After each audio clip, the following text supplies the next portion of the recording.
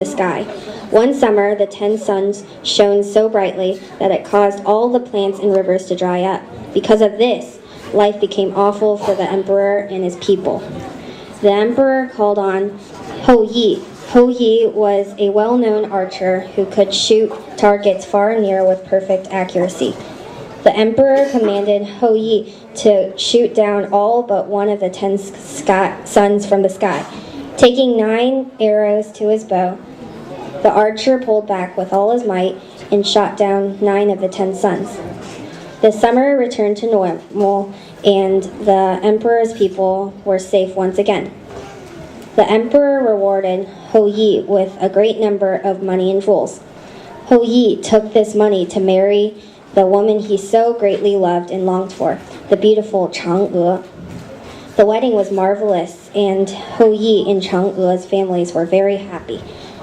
Later on, the emperor called on Hou Yi again to perform another great feat. He wanted Hou Yi to build a new royal palace. Hou Yi was not only a superb archer, but he was also the emperor's royal architect. The grandest palace was built, decorated with jewels and filled with precious silks and splendid handicrafts. The emperor was impressed with Hou Yi's accomplishments. This time, the emperor chose not to reward Hou Yi with jewels or gold. Instead, he chose to give Hou Yi a small bottle containing the elixir of immortality. The elixir of immortality is like a potion for you to live forever and never die. So it's pretty cool. The emperor told Hou Yi to be careful not to drink the entire bottle. It was supposed to be shared between Hou Yi and his beautiful wife, Chang'e. Hou Yi dashed home to share his drink with Chang'e. Chang'e was driven by excitement and accidentally drank the entire bottle of immortality elixir. When the elixir reached her stomach, her head spun wildly, and then she fell to the ground. Suddenly, weightlessness overcame her, and she started to float towards the sky. She grabbed everything she could to keep her from floating. Chairs, plants, even her husband. The last thing she held onto was her pet rabbit.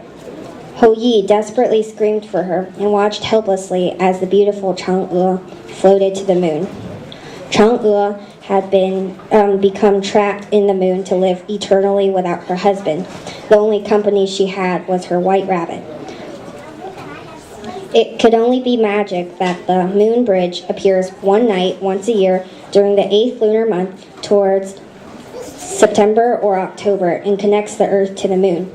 During this one night, Chang'e and Hou Yi were reunited for a brief moment of happiness. So every fall when I eat my mooncake and see Chang'e's picture on mooncake boxes, I am reminded that the full moon is the brightest during this time of year, and it is possible, even for a little while, for true magic to happen and for lovers to reunite. Melody.